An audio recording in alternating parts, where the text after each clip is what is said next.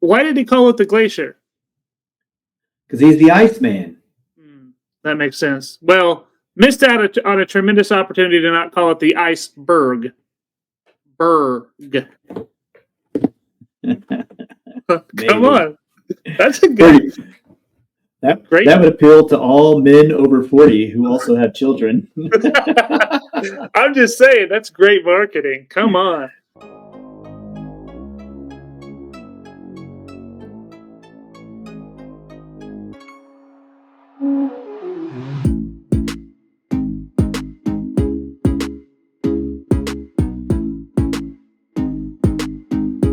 Hello. Welcome back, everyone, to the Players Meeting, a Win Dummies production.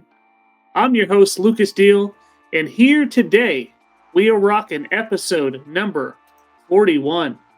This is actually going to be the last episode of the first season, but don't worry, we'll be back next Tuesday for the start of season number 2. In this episode, we're going to talk about a whole bunch of things. Where the heck are those Robinson brothers going to end up? We'll talk a little bit about that.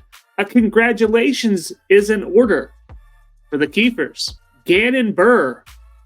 New disc, new whip. The outstanding feat of the Wolff on Ace Street. Some speculation on why Kale left Prodigy, and the decision by Champs Landing, formerly known as Emporia Country Club, and do we think it's the right decision? We'll talk all about that in this episode, so stay strapped in. As a reminder, you can find us anywhere you get your podcast. All you got to do is search for the words Win Dummies. And if you have not, please do us a favor. Subscribe to the Disc and Deals Coverage YouTube channel and ring that bell for notifications so you never miss an episode. Without further ado, let's bring in the real star of the show, the one-time world champ, Chris Smith, a.k.a. Smitty. Yo, what's up, Smitty? What's up, dude? How are you? I'm good, man. I'm good. How was your Christmas? My Christmas was good. Hung out with some family. It got fatter. I don't think that's possible for me. Yeah. It was fun though. I'm still on vacation, so that's good. A couple more days of that before I have to start being a grown up again, but it was good. Yeah, I have the week off as well, as you know, because today we got to hang out a little bit. Yes, we did. We're going to be a couple of sore puppies tomorrow. Yeah, we went and played a course I've never played before. It's top secret. Someone's property, way out in the middle of nowhere. It's called the Canyon. For some of you locals, you've probably been there. And some of you locals probably have not been there. But I'm going to tell you, me and Smitty, we filmed a video. And want to give a huge shout out to Brendan Knopf for recording for us today. He took the day off work just to record for Smitty and I. And I think it was a really fun video. Take a look at this thumbnail. That's going to be some fun times to be had by all, Smitty. Yeah, it was fun. I used to play that thing all the time, and it has changed tremendously in the few years that I haven't been back. But yeah, dude, that was fun. That was a good time. I'm glad we went. Yeah, it was. I will just tell you all now. It is a course unlike any course I've ever played. That's all. I'm just going to keep it there. And stick around for the shot of the day at the end of the video. The shot of the day? Oh, yeah. A couple of unbelievable shots. Yeah. We'll give you our 19th hole. We haven't had a 19th hole in a while, so we'll give you a little 19th hole because we played some extra holes after our round. It'd be the 21st hole on this course. Hey. Or 22nd. Right. I'm not sure how many it had. We had quite a few. Yeah. But all right, Smitty, let's get into some action, and let's start where we always start. What's popping? What's been happening around the world of disc golf? And this week, let's start with those Robinson boys. Where are these cats going, man? That's going to be the big story next week, I think. Something's going to come out, and we're going to know where these guys are headed. I mean, Are they Smitty, going? you think this is going to be announced tomorrow or No, I think it'll be announced on the 1st. on the 1st? Yeah. Well, that's I tomorrow hope. when this comes out. Oh, okay. Yeah, true. But yeah, So, yeah. on the 1st, you think both brothers or just one? I think they'll both do it at the same time and, same day. Maybe.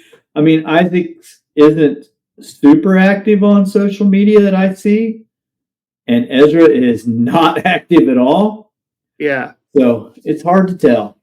It is. So, what are your thoughts? Where do you think they're going to end up? Does this graphic kind of show us where you're thinking, where you're leaning? The way I'm leaning, I'm thinking Isaac to Latitude to join the other world champ. I guess she's not the current world champ. And Current. Ezra, I think Ezra would be a good fit for DD. I'd like to see him go there. I think it would be great for these guys to join Gannon and the rest of the crew in the Alpha Disc, whatever we call that.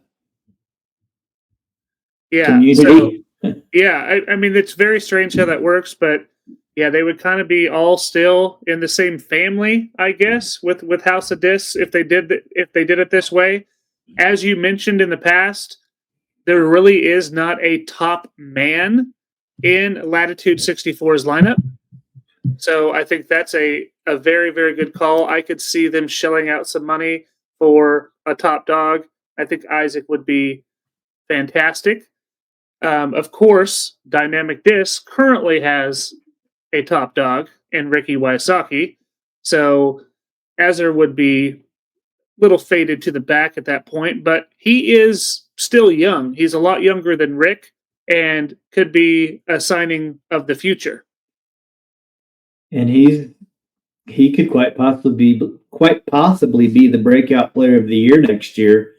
I mean, the guy was awesome this year, but didn't card any wins on Disc Golf Pro Tour events, and he was in the running for a few. And a few breaks here, a few breaks there, and maybe he comes out on top.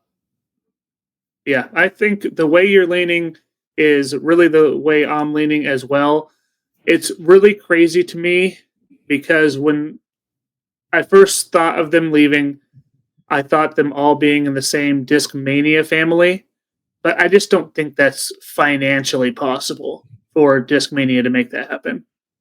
And probably would be a terrible business decision by Discmania to put all of your big dogs on the same team, because if Isaac does go to Latitude 64, and let's say he picks up the Rive, and he's throwing the Rive all around, and the Rive's been in the hands of several touring pros. It's been the Tristan Tanner disc. It's been the Kevin Kiefer disc. Oh, it's been so many. I think at one point, one year, 3 people came out with the Rive. Yeah, I think so Linus Carlson had one. I mean, it's a great disc, but I don't know that it's ever really caught off. I don't have people banging on the trailer door saying, you got Rives. But maybe this guy, let's just say, picks up the Rive and makes that his go-to disc. Yeah, if he goes Latitude 64, I guess Kristen has the grace, but man, yeah, I would wonder what his signature disc would be. I don't know if it's the Rive. He's not really a huge distance guy. I don't know if the Rive would be the right choice for him. I don't know, though. Yep. And then Ezra would, I'm sure, murder with a full lineup of. What's his Papa John's disc? You know what that thing is? I'm not sure. It's some type of, is it a putter? Yeah, it's some sort of a putter. Yeah, I wonder if that would be, if he does something Papa John's related, wherever he goes. But yeah, that's fun. Yeah, I think you nailed it, and we can roll this back in the future and see how right we were or how incredibly wrong we were. How dumb we looked. Yeah. Can we possibly look more dumb? Yeah, we are not afraid to look dumb. Been doing it for a long time. All right, shall we move on? Let's do it. All right, then. Smitty, come on. Congratulations to the Kiefers. Baby Kiefer coming summer of 2025. This really all makes sense for why they were hanging up the disc golf bag. They were going to take a step back from the tour, and they probably knew this information before they made that decision, and couldn't be happier for them. I think that's really, really awesome. We got to record them in Topeka, and they just seem like such awesome people. I couldn't be happier for them, and super, super great human beings. Yeah, good for them. I mean, in my mind, the right choice to definitely put your family before disc golf. And yeah, I don't know how you could go on tour with a brand new baby. Could you imagine it? Oh, no, not even close. Especially with two. Yeah.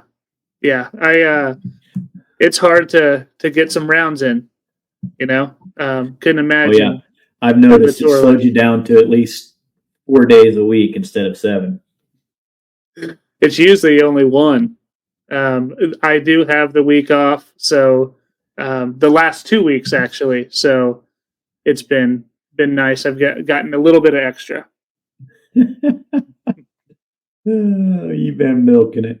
Shout out, Kale. All right, here we go. Here's some interesting stuff. Yeah. So 2 different things. Gannon Buhr, Merry Christmas to himself. Got himself a nice new vehicle. What do you think about that vehicle that he chose for himself? Well, I'm wondering if he has a driver's license yet. Did he test drive or did he test ride? Did he call up Alden and say, "Hey, buddy"? Yeah, I think he can drive. No, he did it? I think he can. Okay, well, good for him. He's becoming an adult. License. Dude, right before our eyes. When I was 14, 15, 16, I couldn't wait to get a driver's license, and I wasn't going to be denied. Yeah. I mean, we're maybe in a little different situation. You grew up in rural America, and I grew up in rural America, so I was driving far before 14. Yeah. But, yeah, as soon as I could legally drive, I was driving everywhere. Yeah, I had the farmer's permit at a little bit at 14, and yeah, we were doing the thing. We were moving, but yeah, I had mine. I think when I was 15. Is that right? Can you get it then? Restricted. By official? Yeah. So wasted no time. Yeah, and in other Gannon Buhr news, he released he's about to release his Creator Series Glacier, which we did some searching to see what we could find, and the weird thing was the Glacier from Rogue Iron is what popped up as a PDJ approved disc. Here we go again. We think, maybe. So what we think could be happening, we don't know, is that this is just a disc with a new name on it, maybe in a different plastic. Yeah, a same disc. But yeah. But he kept talking in the video that it's a faster method. I don't think they have anything that's a 6-speed. So in my mind, this is going to be a 6-speed, fairly stable, but not overly stable, pretty neutral with a reliable finish. And that could be a really cool disc. Notice the stamp does say prototype. I don't know if they were just renaming a disc, if they would call it a prototype. Maybe it's not PDJ approved yet. Yeah, that could be too. Maybe they don't know about the Rogue Iron Glacier. How could you? I don't understand how this could happen now twice, where people don't look at what they're about to make. Why did he call it the Glacier? Because he's the Iceman. That makes sense. Well, missed out on a tremendous opportunity to not call it the Iceberg. Come on. That's a good. That would appeal to all men over 40 who also have children. I'm just saying, that's great marketing. Come on. Yeah. And, maybe something's fishy because I'm pretty sure that we're not smart enough to be the two to unearth this big thing going on here No with the one's same talking name. about it. Are we? Is this breaking news? Are we the one that broke the story about the Rogue Iron Glacier? I hope so. Oh man! Yeah, Oh I hope wow! so. We'd be big time if that was the case. We might get 3 more views. Hey, we almost hit 500 again last week, so that's we're doing great. We're getting straight. more and more, and hopefully catching some traction. Yeah, for sure. Thank you for watching, listening. So let's move it, shall we? I like to move it. And here he is, the Wolff on A Street. Did you like that? I thought it was 7 out of 10 out of creativity. I thought it was as good as the iceberg. Okay, all right. So let's talk about what Jake Wolff has done, Smitty. It's incredible. You love it. I watched all three of these videos. It was absolutely nutty what happened here. So this dude went to a local course and aced, not in one day, not in one round. And I messaged Jake, and he said it took him a month and a half to accomplish the task. But he aced every single hole on the course. Now, maybe not ace, but got a hole in one. He threw from the tee pad and put it in the basket on every single hole. And this dude was wearing himself out on some holes, man. When he would show them the video of him picking up discs, he would have a stack, and there would still be discs all over in the rough and around the basket. I don't know how many discs this dude probably lost. He tells one story about how it got dark, and he searched in a creek for 2 hours for all of his discs. He has an old batting cage net that he bought that he put up behind the basket on some trees to keep it from blowing by. Put the same net over the creek to try to catch the disc. He, on his very last hole, super hard hole, I think it was like 370 or something, uphill right turn. He had to bring out a leaf blower and blow all the loose debris away so that he could get the best skip to get the ace. And he hit that basket on that hole multiple times. And yeah, dude, it's crazy. All the videos are about 10 to 12 minutes each. So is there an overhand ace? They're an easy watch. Yeah. A lot of them. That's how he throws his hyzer. He even did it with a putter. Would take putters and throw them completely upside down, and they go out and go right to left finish. Crazy. Yeah, zero backhand whatsoever. And a couple of these shots are just amazing that he was able to control a disc through the trees and turn it exactly how he needed to. It's nuts. I can't think of a course or a person in Wichita that could go out and ace every hole on the course. I know one. Who? I think you could. I think you could get Millbrook every hole. You almost have every hole at Millbrook. What holes have you not aced? 10.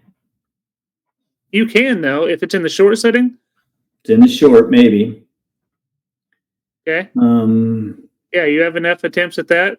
You throw at it for a month and a half consecutively? I don't have time. But you don't think you could get that? Okay, is that the only one you don't have at Millbrook? 5. Really? You haven't got that one? Got the first 4. Haven't got 5. I've got 6. You forehand 5? Yeah. You can get that. Got 6 in the short, 7 in both, 8 short, 9 in both. Haven't gotten 10, 11 long, 12 to the right. I've never aced 13. Even in the little shorty on the right with never the forehand? Never. Yeah, you just don't want to. It's because you don't want to go past.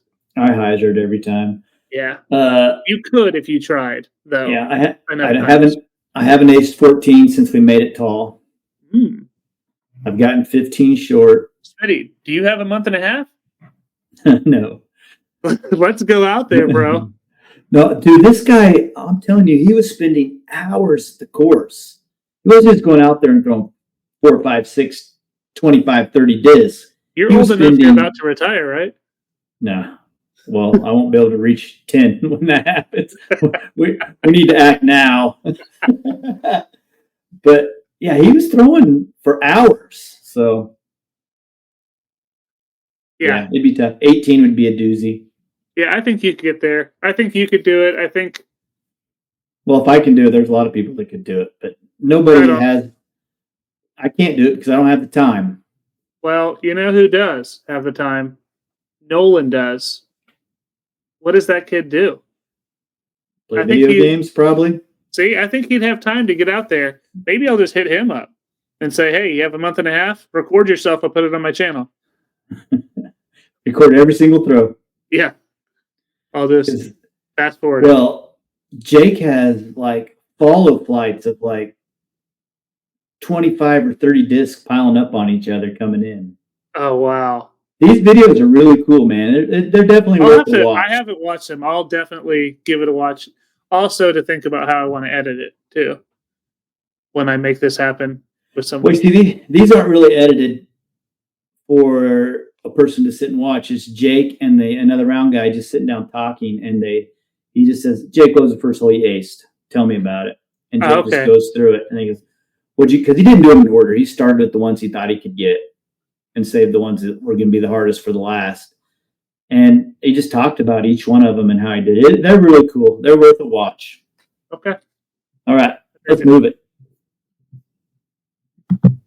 Congrats, Jake. Pretty cool stuff. Here we go. So this is statistics from the 2024 season. And believe it or not, the best putter in the MPO is Paul Ulibarri. Is that someone that you would have guessed as the best putter in the MPO, Smitty? We'll start there. I think he's a good putter. But I'm telling you, this guy had a shaky putt to where I don't even think he was top 50 probably a couple years ago. I don't know if we have the stats for that, but yeah, 5 to 8 years ago, he was a terrible putter. Yeah, so it's amazing the work he's put in to make this happen. It's still a little funky, but he's making it work for him. But 93%, pretty nice, pretty sexy. But let's put it a little bit differently. Let's say you need one dude to make one putt for $1 million. Is Paul your guy? Is Yuli your guy, I should say? Does the guy putting know it's a single putt for $1 million? Because that makes a big difference. Oh, you're saying Yuli's head game is weaker? No, that's not what I'm saying at all. Okay. All right. Yes, they know. Okay. They know, so the guy knows. The guy knows. My next question is, where in C1X is this putt? Is it 15 feet or is it 29 to 32 feet? Yeah, that's something I want to ask you about in a second.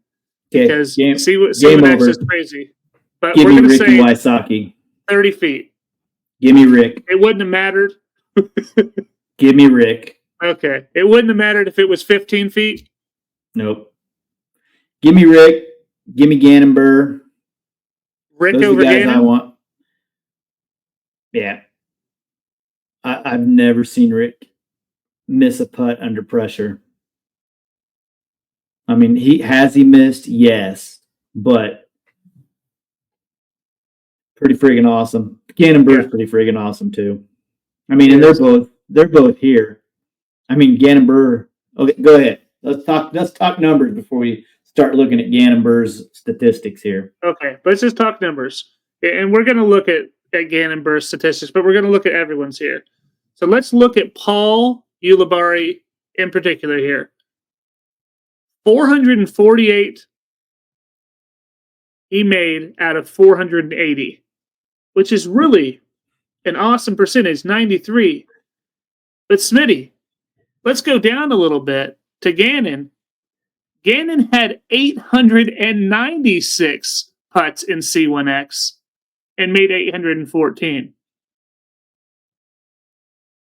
That is almost doubled the amount, and he still was only 3% behind Paul. Do you think if Yuli had the same amount of C1X opportunities that he stays in first? I'm going to say if he's made 448 out of 480, he's not going to probably vary off of that too much. He's still going to shoot a tremendous amount. So I'm going to say he probably is still going to be up there at the top. You know, I mean, it's not going to take much for the Marweasel to pass him. Andrew's 92.6 with 804 attempts. Because Marweed had 800 attempts. And then look at Matt Bell here. He's in third, only has 510.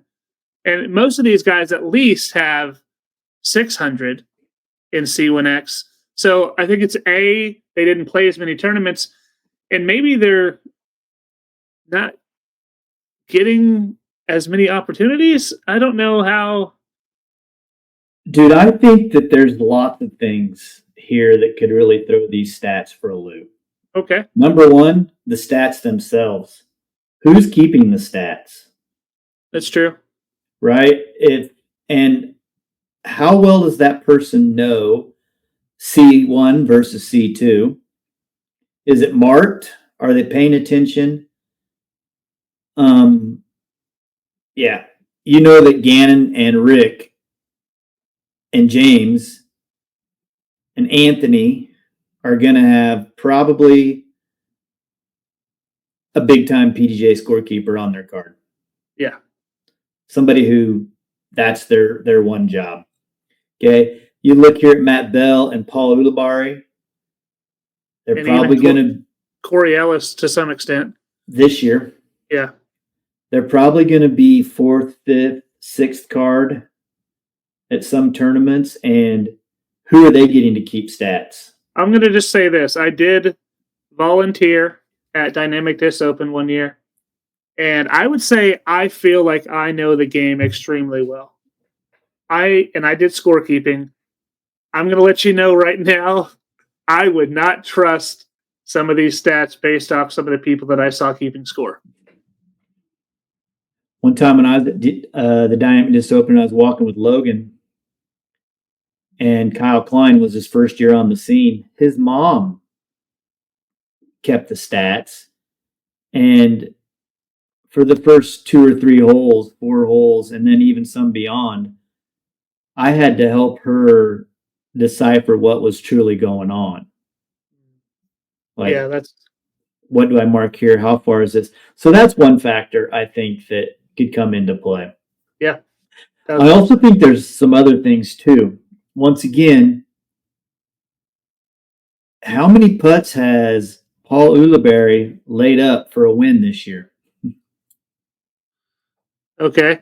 All right. So you're saying, yeah. So at least how many wins a game they have? 8, something like that. So no, he doesn't lay up much. But 8 of his could have been misses because of layups. That's a funny thing to think about. Yeah. So none of Paul's were. Probably not. None of Matt Bell's. None of Marweed's. Nope. Or even coming down the stretch, maybe it's a death putt. Yeah. Maybe there's a drop off behind it, and these guys are scrapping for cash. So they're running things from the edge of the circle that, I mean, I have a hard time believing Gannon Buhr's ever going to lay up from the edge of the circle, but situation, headwind, water behind it, who knows what's going on? Maybe he does. So I think that could come into play a little bit, the situation of the putt, the pressure of the putt, who you're playing with. Yeah, that's fair. And then the other thing I think comes into play that we don't know is, are these 15 feet or are they 32 feet? Yeah. Do you think there should be Do you think there should be 2 different stats within C1? It would sure help us know who the best putter was.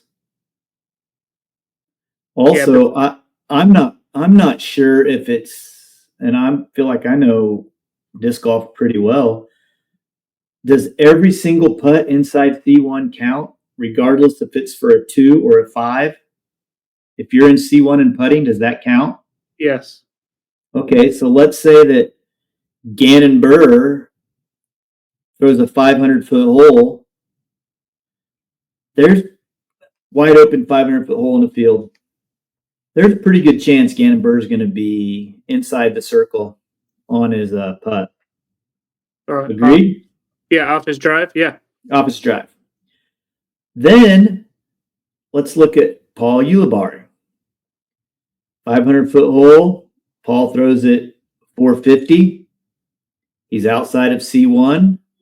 He putts it. Notice he's 53rd in C2 putts. He putts it, misses, runs it to 16 feet, bangs it. He gets a C1X stat. Yeah. Yeah. So go back to our original question. Who are you going to pick? The guy who's first at C1 and 53rd in C2? The guy that's fourth in C1 and fifth in C2? Or Ricky or James, who are kind of in that same boat? So yeah. I don't think the stats tell the true story of who the best putter on tour is. Yeah, and Matt Bell is obviously an amazing putter in his own right. But again, just looking at his circle 2, he's second there, while Proctor is first, but he has considerably less putts than everyone else on that list, or at least the lowest amount compared to everyone else on that list. No one else has lower than him, and he's second place. So, and I'm not taking anything away from him. I'm just saying the sample size for some of these guys is so much higher that you're just bound to miss some. A bad spit, crazy wind, things are going to happen. And so the more you have, to me, the fact that Marweed and Buhr have 800 plus and Gannon's nearly to 900, those two are I think the best putters as far as the statistic is concerned. Yeah, because Yuli missed a lot of the season. Rick missed a few you miss one tournament, you're missing 50 opportunities. Absolutely. And especially if you you're going from C1 to C2 to back to C1, and however that might work, I don't. The crazy thing here, to me, this is kind of crazy. Yuli has so many fewer putts from C1, but he is not that far behind on C2 putts. Yeah. He almost has as many as them. Yeah. So honestly, I feel like you're onto something with him just saying all right, I'll just go to 16 feet, get my C1X stats, show everyone I'm the best. I can see that dirty dog laying up to 15 to 16 feet too on purpose. He made a video about how he changed his putt and how he's the best putter in the world now, and the stats show it, but I wonder if it is manufactured stats. Yeah, interesting. But for my dollar, speaking of dollars, what if we start betting on this? Betting? Oh. Sports betting? Yeah. I think that's coming down the pipe. So that is something I can't wait to. We're going to have to tighten this down a little bit, because if we're taking the Ricky from C2 at plus 105. Yeah, you're right. You're right. There's going to be, man. There's going to be some real shiesty stuff happening. I can already see it. I'm taking Yuli on C1X. Give me 7 of them. Over. Oh my God. Yeah, if that all comes to a truth, man, that I don't know if a lot of disc golfers have enough integrity to have gambling involved if they know the Oh no, they can bet on numbers. themselves. They're gonna get into a Pete Rose situation. Yeah. Yeah. They're not. They don't have as much to lose as a professional football player. No, they're like, oh, you're kicking me off the tour. Fine, I'll go win every A tier. I'll go play. You're banning me from the PDGA.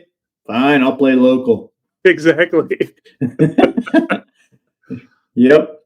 Not lifetime ban. All right, here we go. You kind of alluded to this. I did. When you first talked about this. I did. I was being silly, but then someone ran with this and was saying that the reason Kale left was because Will Schustrick got CEO and Kale was passed up for it. I just thought it was funny, the timing. But someone ran with this and Kale had to make an actual post to say, yo, chill, guys. Chill. Will Schustrick's one of my best friends, and I couldn't be happier for him. I've known and traveled the world with Will for almost 20 years. There is not a better man for the job or anyone more dedicated to Prodigy. The CEO position was not something I was seeking, as playing professionally and managing my businesses is already far too much on my plate. So, he cleared the air. And it's sad sometimes that people have to come in and say, all right, y'all, chill out. I did not even want the CEO position. But it's pretty amazing how some of these talk shows, podcasts similar to us, can make some of this type of stuff happen. We don't go that far, Smitty. We aren't like that. Are we? No, I don't think so. Just got a message back from Jake. Oh, Jake Wolff. Yeah. He said, heck yeah, man. Thank you for talking about it. I'm certainly tied up, but I'm very glad people enjoyed the series. So he's not coming on. All right. Well, but since he responded, we'll keep Jake in our good graces, unlike some people. Yeah. Yeah. We're not going to say who that is, but if you've watched the last 2 episodes, you will know.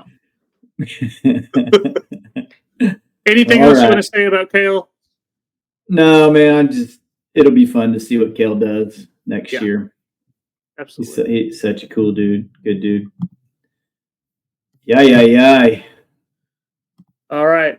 So close to home here, Emporia, Kansas, where the Emporia Country Club is now officially Champs Landing, and Champs Landing has made a decision that I don't know is the best decision. Smitty, let's talk, first of all, let everyone know the story around what's happening at Champs Landing. Okay, here's the short version. Oh, I just realized that's Roscoe's kid there between the H and the A. I didn't realize that as a kid. That's pretty cool. Just the short version of what this came from an article on, I think it's the Champs Landing website. I'm not sure. But basically it said Jeremy called all of the people in and said, hey, after New Year's Eve party, we're done. That's it. End of story. And I guess he went home and thought about it and didn't like the way that sounded.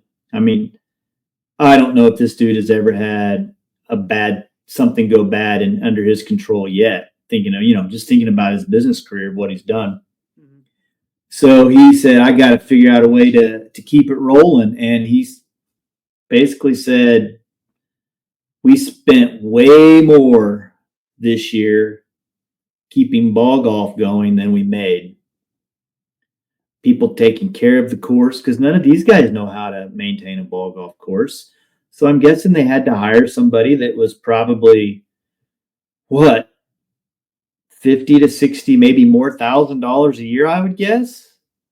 Manage it, maybe more. He said the swimming pool in the article cost us $25,000 to maintain last year, and we made $5,000. So those two things are moving forward are no longer. He made a point that people will go to McDonald's and order a cheeseburger and get chicken nuggets 100 times and still go to McDonald's.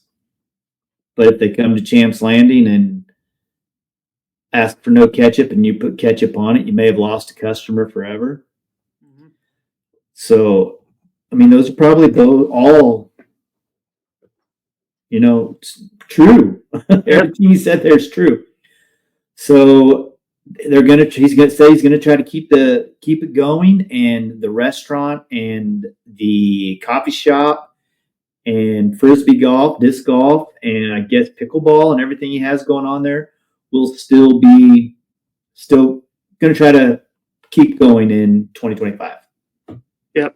And I mean, he's in a tough position, right? He has to make money. You have to make money in order to keep a business afloat. And obviously he has lost a lot of money this year. And so now the disc golf side of things, they're getting completely rid of ball golf, right? As you mentioned. So it will completely be 1,000% disc golf on that property. I just think it's a tough. That particular course is not the most fun to play. Just for a casual round. Is it a destination to go to? Maybe at one point, but not really anymore because there's so many things just like it. That's a tough thing to come back from. And in a town that already has some pretty dang good golf courses that are free. I just don't know if disc golf ever makes a dent at that place, keep it afloat. It's going to have to come from other revenue streams, the restaurant, the coffee shop, those type of things, because I don't think it's going to come from disc golf. I'm with you.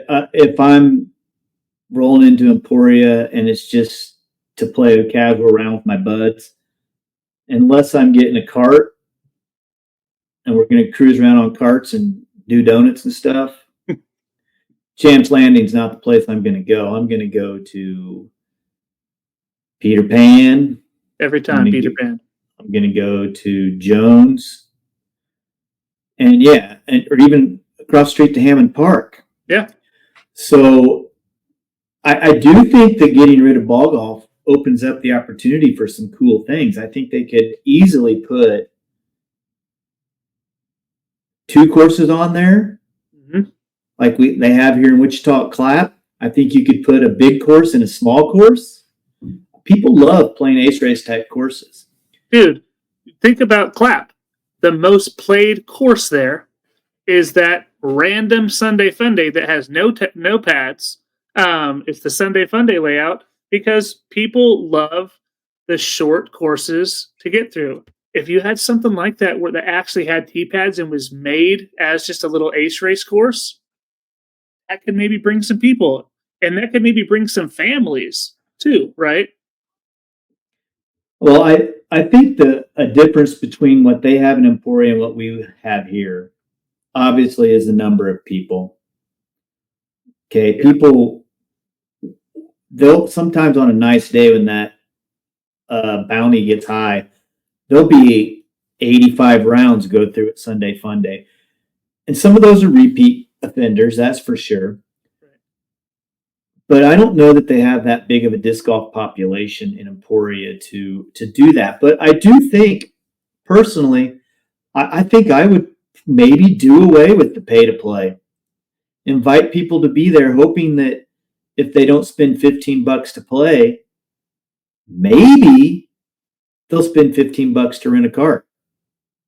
Yeah. Maybe they'll swing by the restaurant and have a cheeseburger. Maybe they'll buy a beer when they come by. Maybe they'll come into my pro shop, which is now at Champs Landing, and get discs. Right? And I'm going to tell you right now, Jeremy Rusko has ran all these ideas through his head. Yeah. Oh, absolutely. He's thought of it all, and all these things are probably things that he's weighing the possible outcomes of. Yeah, what else do you do, though? No, I think you bring up a really, really good point, though, that it shouldn't be pay to play. Think about, like, you could get leagues out there. just get more people and more people. That's where Ducks at Clap really succeeds, is because they have so many people coming in and out. League is, and then they just have League there. It's very, very cheap to play. And then he sells so much out of that shop because people are there. You got to get people there. And I think that's the first and foremost, the biggest thing that Rusko needs to do. And the other thing that Ducks at Clap does that makes them a tremendous amount of money is every single thing they do is pay out vouchers. Yep. And I would guess that if everybody took their vouchers in tomorrow and cashed them out, that would be painful. Yeah. I think they're relying on a lot of them to not get cashed out, maybe ever. And if they do get cashed out, great. That money's already came in. Exactly. Which the whole Champs Landing thing would have to do that. And like you said, that fun day layout is crazy, the number of people that play it. I would think that not having to fertilize and water and do all that stuff is going to save them a tremendous amount of money. But what about the mowing bill? Can you imagine mowing that property? Well, Jeff Priest to? at Dick Ranch told me what he pays just to do his. It's crazy how much he spends just a month. So it's got to be a large amount of money. That place is 5 times bigger than the Dick Ranch and way more mowing. Yeah, exactly. So one thing I would probably explore, I'm not a businessman. I don't own an old ball golf course. But I do know that green space is pretty important to cities. So I don't know if I wouldn't approach the city and say, hey, we would love to turn this all into the biggest, most beautiful park in Emporia. Just like Jones Park, we want free reign to be able to set up golf courses, run tournaments. It'll still be our property, but we want to give it to the community to use.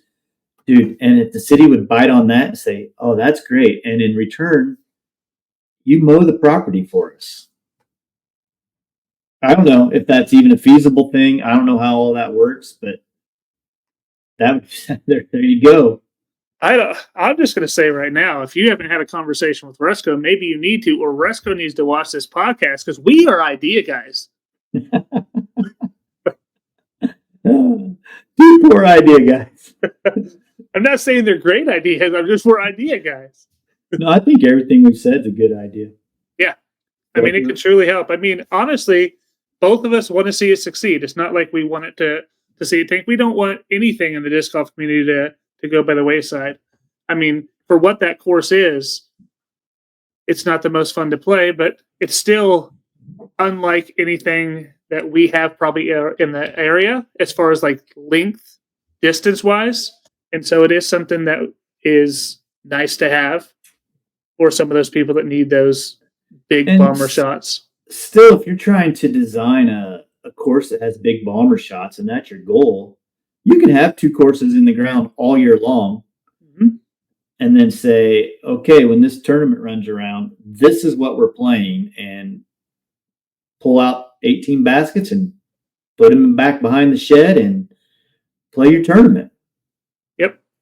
But think of the possibilities that's going to open up instead of having to go down the fairways and along the fairways to be able to go through some of those trees, right? Like the hardest hole on that entire course, in my opinion, or one of the ones that bites me the most, is that 9 down the valley, up the valley with all the trees in the middle. You play in the rough. It's like 6. Sidewalk. Yeah, sidewalk on both sides. Well, sidewalk on the right, fairway on the left. Fairway on the left. Okay, yep, I know which one you're talking about. You can. Yeah. I mean that hole could be everywhere. Anywhere. Hmm. So, yeah, I mean, I hope that they can keep it going. I don't know that Emporia has a sports bar anymore. They used to have Bruffs. I don't know if that's still going. Yeah, I think it's still open. I almost ate there last time I was in town.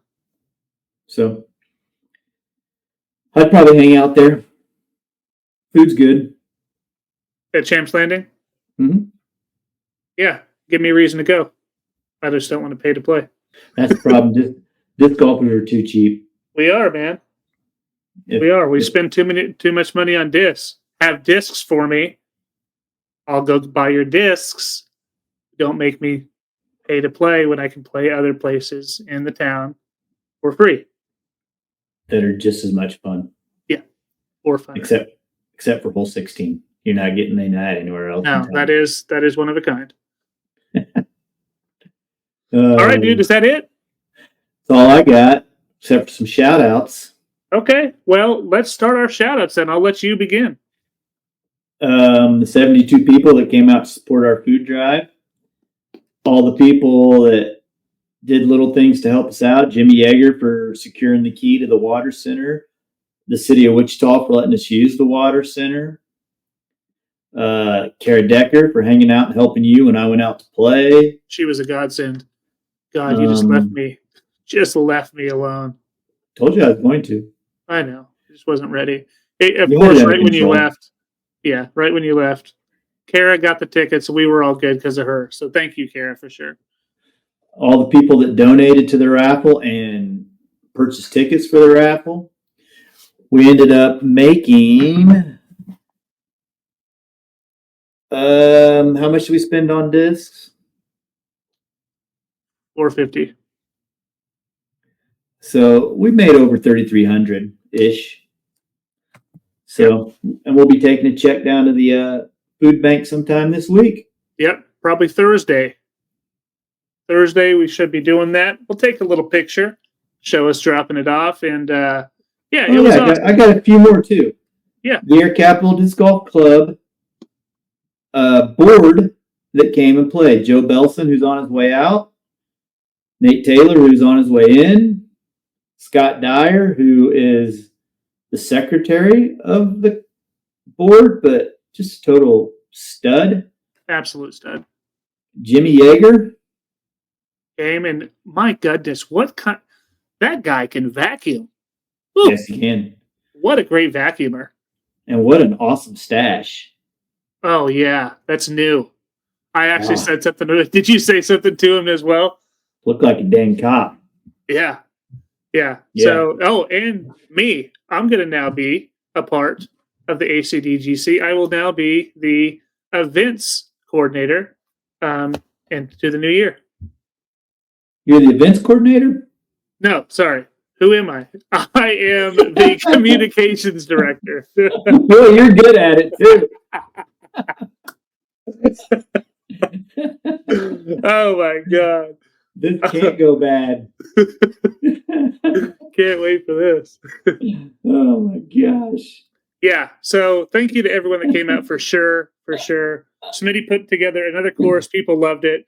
There was one hole that had a quadruple mando. We saw so many people taking videos on that hole. So it was all for fun, and it was a neat hole. But yeah, I want to also give a shout out. I did it already this episode, but I also want to give another shout out to Brandon Knopf for taking the day off, for coming to record me and Smitty, and for continuing to be catch cam and all things disc and deals. And he doesn't ask for a thing in return, even though I try to give him stuff. He actually paid for my lunch today because I beat that. And Smitty also could have gotten lunch, but Smitty said, no, it's fine. I'll pay him for my own. But yeah, so thank you, Brandon, so much for all your hard work, man. I really appreciate it. Oh, show. All right, man. Well, that's it. Episode number 41 in the books. And remember, everyone, starting next week, season 2. I don't know if there's going to be a huge change. Maybe we'll have a different background just to really spice things up. But can't wait for season 2. We'll start. Maybe somebody will hit us up and want to be a title sponsor. Oh, yeah. Contact me or Smitty if you want that to happen. Put your little logo down here in the corner. We'll have you up at all times. We can even do a segment just for you. I mean, we can make things happen. All you got to do is reach out. We'll work for you. All right. Anyways, that was my salesman. Was it good? It was pretty good. Not as good as these shots they're about to see, though. Hell yeah. So let's run into the 19th hole now. A few awesome shots from our time at the Canyon. We'll see you on the next episode. Take care. Bye-bye now. Later. All right, you're live.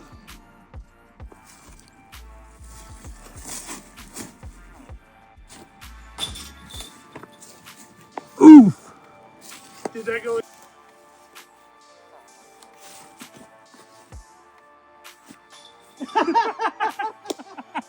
Exact same thing.